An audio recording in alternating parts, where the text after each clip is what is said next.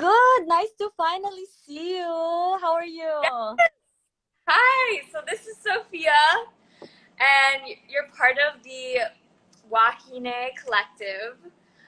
It's so Yes. nice to meet you and be able to interview you and learn all about what the Wahine Collective does and how you are participating in it.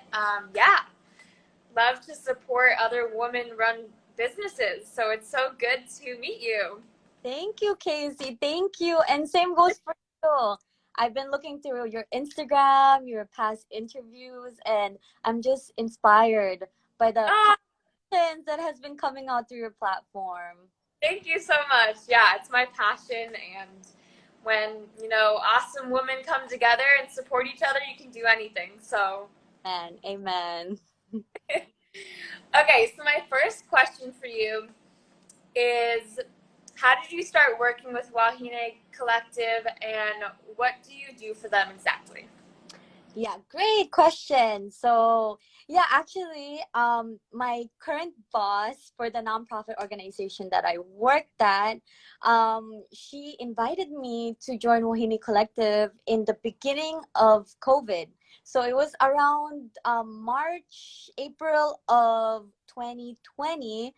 She got some of the women that she knows from the community, and she just asked us, hey, there's been so many things going on, so much negative negative news coming out. We need Yeah, to create a platform where we can be empowered and not just kind of be swayed by those news that are coming out. Let's create and be empowered by our narratives here in Hawaii. So that's yeah. kind of how I joined Wahine Collective, just through her invitation. And my current role there is I'm actually one of the co-hosts for our podcast. That's awesome. That's great. Wow. I didn't know that it was during COVID you guys started, but that's awesome. I feel like a lot of people got inspired with that silence. They're like, there's so much negativity happening right now. We need to push out something positive. Everyone was in such low spirits, so that's amazing that you guys did that during then. That's incredible. And so, what does like Wahine Collective stand for? Yes, yes. Oh, by the way, real quick question. Is my internet okay? Yeah, you're fine. Yeah. Okay, great. Thank you. Well, Wahine Collective, our main mission is to really create a safe platform for Wahines all over Hawaii, and also bridge that gap with not just the women in Hawaii, but also women everywhere to communicate together and learn from each other and be empowered. Because as you know, empowered women just can do so many things, and that's kind of what we've been learning through the Wahine Collective, is that what it's endless what we can achieve together just through talking with each other. We're learning so much from these powerful Wahines that you wouldn't really think we're making big moves, because in Hawaii I feel like we're kind of seen as that small state. Oh, they're kind of just doing their own thing, or we're kind of stereotyped as the other, in my opinion. But really, Wahine Collective aspires to highlight those women that are doing big things, that are making a difference in the community. Yes. Ah, that's awesome. I love that. Well, talking about making a difference, what is your personal purpose in life, and what has your inner compass told you in your life? Ooh, I like this question a lot. And really, your question got me thinking deep within me, like, what is my inner compass telling me? And as I dig deep down, I think what I can say right now at this stage of my life, as a 23-year-old, I mean, we all change all throughout our lives, but it's really to be able to spread my wings and travel to new horizons that I feel like my ancestors were never able to do or even dreamed about. You must know this as the compass traveler, but I just thought about how, my origin is in the Philippines, and that was not possible for them. Like, many of my cousins have never even left the country, but I'm privileged to go to different countries that I didn't even know existed beforehand. Yeah. And I just feel that being able to do that is very empowering, and it kind of sets a tone to not only my family but to other women as well, that you can do this, you can see the world on your own and be empowered. And it's interesting because I was just thinking about women's suffrage. As you know, Women's History Month starts tomorrow. So Right? cool. Perfect. Thanks for reminding me. Yeah, it starts tomorrow. I was like, oh, that's perfect. Yeah, exactly. Women's History Month starts tomorrow, and I was just thinking, like, Right. when did we, like, in the United States, when did we have the right to vote, like, starting? And I looked it up online, and it was in 1919. So I mean, just like historically, we've only had the right to vote for about 103 years. That's not That's a crazy. very long time. So I feel that now more than ever, women have the capabilities that we've never had in the past to explore new horizons. So I just want to take advantage of that opportunity to encourage myself and also my future, kids to do. Yeah. Oh, 100%. And you definitely are. Like, that's amazing. And you're already, doing so much at 23. So good for you. You're So killing it. You're doing great. thank you. How did all the other women that are in Wahine Collective, how did they meet and come together? Yeah, so I think our team is so diverse. We're all coming from Yeah. different backgrounds. I love Uh, that. so I know you've met Aries. So she's Indonesian. Another one is Filipino, and we had prior Wahine Collective alumni that are from South Africa, and just all over the world that you didn't think, like, what the heck? You all live in Hawaii. You're so diverse. So I Yeah. think just looking at the brand and the people of the Wahine Collective, it really reflects the diversity that is within Hawaii. That you wouldn't even know we're here. When I Nice. Hawaii, I was like, what? I didn't know there's so many different types of people that existed within a place. It's so cool. Yeah. Yeah. It's incredible. Yeah. And like, since we're on the topic, so I don't know if a lot of people know, but what is the Hawaiian word wahine means woman? And why is it important for all women from all backgrounds to come together and support one another? That's just so key about Wahine Collective, and that's why I loved it so much, and it stood out to me so much that it's all different people from all different backgrounds are coming together and just celebrating being a woman and supporting one another. And yeah, I think it's incredible. Yeah, great question. Yes, you're correct. Women in the Wahine in the Hawaiian word means woman, Polynesian woman. And really, it's so important now more than ever for us to hold hands. I feel like, just in the past 2 years alone with COVID, there has been such big changes, socially, politically, in every aspect of our lives. There has been major changes that has caused a lot of stresses in people's lives. Yeah, And I feel like women are standing strong together and encouraging each other to go beyond those difficulties. It's interesting that you asked me that because I'm also a part of this travel group on Facebook. It's called Host a Sister.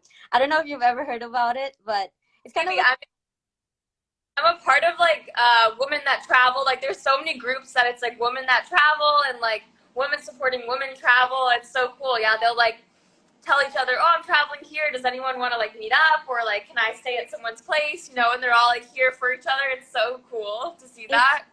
so amazing. And then I just think about the current state of the world right now, with Yeah. Ukraine and war coming up. It's such a scary time, but I look at those host a sister groups, and so many of them, like women from all around Europe, all around Asia, are coming together to provide aid for people in Ukraine. They're like, I will host you in my country. So Yeah. I think about platforms like that and how they empower other women, not just by words but actual actions. And I think that's what we want to manifest within the Yeah. Wahine Collective, is to start Yeah. that narrative and transform that into activities, get together, and actual live empowerment meetings. Yeah, that's incredible. Oh, that makes me so happy. I love that.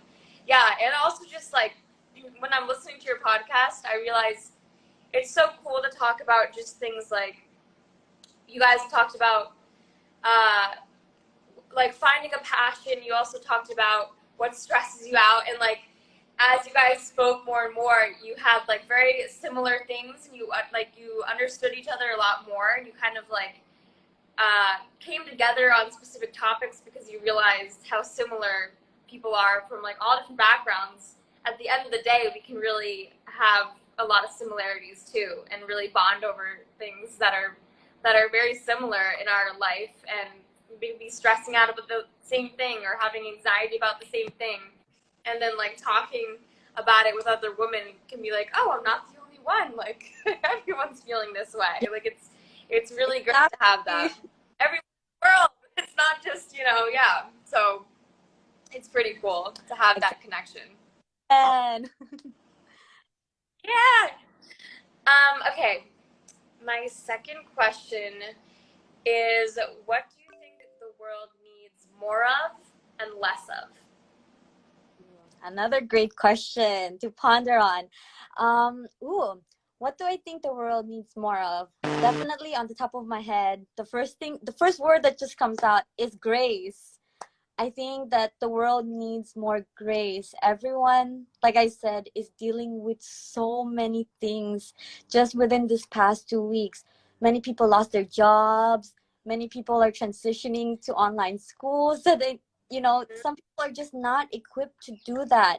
And I think a lot of people are becoming impatient. um they don't know where to run, they don't know what to do. So with that, that's why you see a lot of crime rates going up, and just like a lot of more negative things blossoming from that, I think, desperation. So with that in mind, I think the world needs more grace for each other. That we really need to have empathy for the people that sitting next to us in a bus. Like, what are they going through? Are they really upset because of this, or is there a deep rooted meaning as to why they're upset? I think Yep.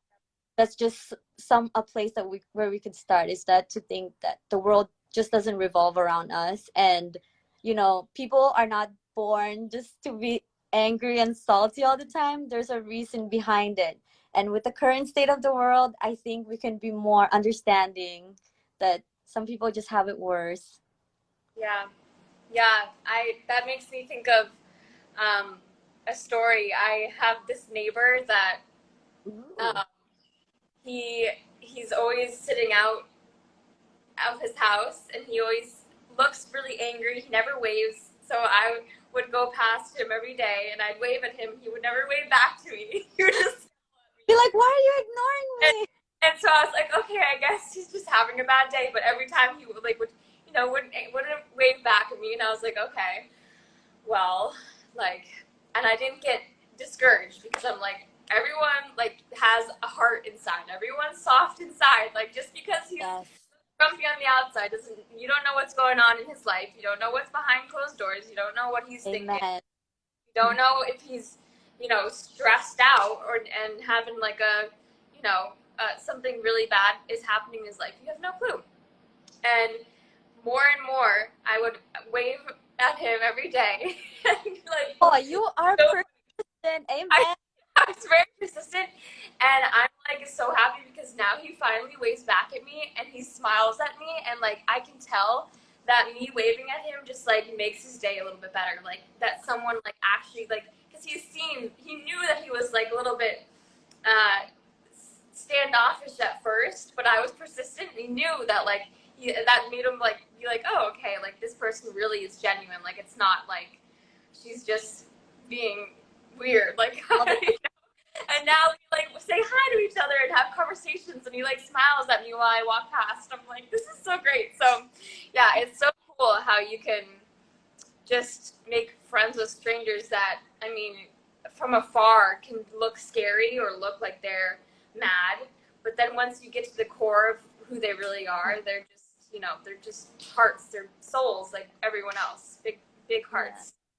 Yeah, I Yeah. think you bring up such a great story. Thank you for sharing that.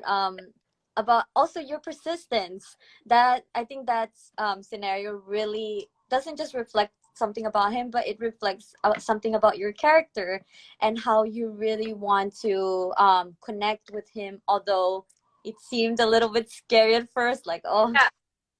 Yeah. this person is so weird. And that's how it can be sometimes with strangers. Like I feel like especially like now that we have masks and stuff and we look so scary, like, you know, I don't know, people in like waiting in line at CVS, everyone seems unhappy or, you know, very serious. And if you just like smile at someone with your eyes or just say hello, like that'll change that, Yeah, like that changed my day. That's made my day if someone says, you know, something nice to me, some stranger or something. Like you realize there's not this like separation between us as much. Like we're more this we're similar. And you, community, we're humanity, you know, we're not all separate. So yeah, it feels really good to break those bounds. Just like this too, you know, talking to someone that you don't know and breaking the bounds of like that being like, hey, we're the same. exactly, and I think that takes a lot of courage to do. You know, Yeah, getting out of your circle. So I think that's a really great exercise. Maybe some yeah, of the listener right now in this interview, maybe we challenge you to yes, smile at a stranger or say hi and just make someone's day. You know, I know it's scary, it can be intimidating, but I promise you, you're probably making someone's day just through that small action. exactly. And they will not judge you. They're probably feeling the same way. They're probably like, oh, I don't want to be awkward, or I don't want to be weird, or I don't want to be judged. But as soon as you break that, you know, boundary, then it's all love from there. So that's Amen. awesome. Yes, so that's our challenge. Smile at a stranger, or Smile, just say hello. I, Say hello I for love. us. Okay, my next question is why do you think women leaders are needed more than ever right now? Another amazing question. Well, yeah, I look back at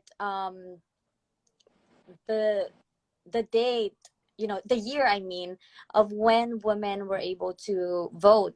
So, like I said, it was in the year 1919, and it's exactly 103 years.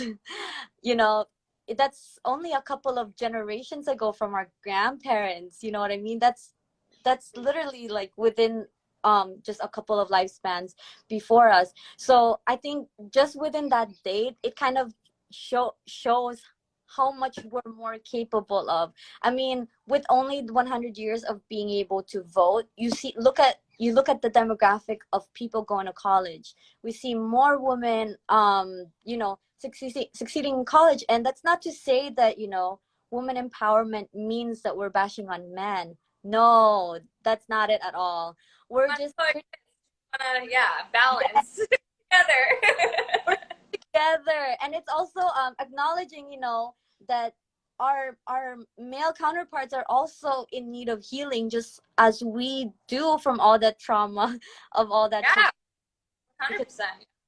amen, yeah, exactly. I thought about the word, I don't know if you've heard of this phrase, power corrupts, absolute power corrupts absolutely. So Yeah, yeah, it's a famous like Latin, or no, like philosophical saying, and I was pondering about that as I read through your questions, because for the longest time women didn't have the right to vote. We were seen as second class citizen, all, like objects of man. And then I thought about it, like, if you were to hold that much power and to be able to control someone's life, then that means that you are dealing with inner sufferings too. So it's super important to be mindful of that and not just like completely bash on uh, like half of the world population for history. yeah, So yeah, yeah. That's a good perspective and a good way to look at it. Definitely, yeah. I would say, yeah, people that have control, have all the power, have to be all in control. You know, that's not healthy. To balance both, they need to be able to show their emotions and be able to balance. So the people that have to deal with being like that, that's stressful and not and toxic, and I'm sure they have many wounds that they're hiding, you know, that need to be healed. Yeah, exactly, exactly. and humans thinking that they can be like robots and just have a perfect society with all controlled. You know, it's just not. It's unhealthy, and it's not a balance of a flow. You know, Exactly. so this is like, yeah, this is exactly what I think. And it's so cool. Everyone that I interview in a way kind of feels that way too, like sees that now. And I feel like if I talked to someone maybe 5 years ago, they wouldn't understand that. They're like, oh, we need control. We need, you know, boxes. But I feel like a lot of people since COVID have been like, no, there's definitely a balance to that is needed. And Yeah. a lot of people are realizing that. And I think the feminine in leadership really shows that and makes people resonate with that. Yeah, more than ever. It's just healing the world, healing the issues, healing the trauma, healing the world right now with COVID, with wars, with everything that's going on. But yeah, balance is key. So, Yes, exactly. Thank you. my next question is, how do you inspire and support other women to follow their compass and dreams? Because sometimes I know there's women that feel like they need to fit a certain standard or be a certain way. How do you inspire them to get out of that way of thinking and change their mindset and empower them and be like, you got this, you got it, girl? Yes, you got it. I love it. I love it. And another great question. So I think about it from my own journey. Just, as a 23-year-old, I remember when I was in high school, I was like, I want to travel someday, but I was always scared of doing it alone. Like, oh, it's Yeah. just a scary world out there. I'm gonna get mugged or I'm gonna get kidnapped or something like that. A lot of the kind of voices you would tell yourself if you were a solo woman traveler in the early stages. And then I did it. So I did a couch surfing in Japan. And I know I mean, Japan is fairly safe, but it was still a very big deal for me because it was the first time I actually did this on my own. So what I did was I contacted a local ramen shop owner in Japan, and I was like, I don't really want to do any touristy things. I want to stay with local people and learn from them. So I contacted this ramen shop owner and asked him, "Hey, can I work at your ramen shop and I'll clean, I'll cook, I'll do whatever you want, and then maybe at night I could just sleep on the floor of the ramen shop in return." He totally agreed. That's He so totally great. Too. Good for you. yeah. That's awesome. See, just taking that jump and doing that, that's good for you. Yes, yes. I mean, looking back, I'm like, how did I do that? But I think what Followed your compass. You took exactly. initiative. I think what inspired me to do that and to kind of take that courage to actually step my foot in that adventure is really through the encouragement of the people around me. So now that I look back, oh my gosh, I had very encouraging mentors and teachers that were like, Sophia, we know you're able to do this, so go. Yep. Yeah, so Yep. because I had like a lot of this encouragement, and I noticed that my circle of friends were really positive towards me. I felt empowered and emboldened to take that leap of faith and do that. So within the Wahine Collective, that's what we're trying to do. We're creating a space where, if you're scared, or just like how I was, or you're just not sure, learn with us, and then maybe we can learn something together.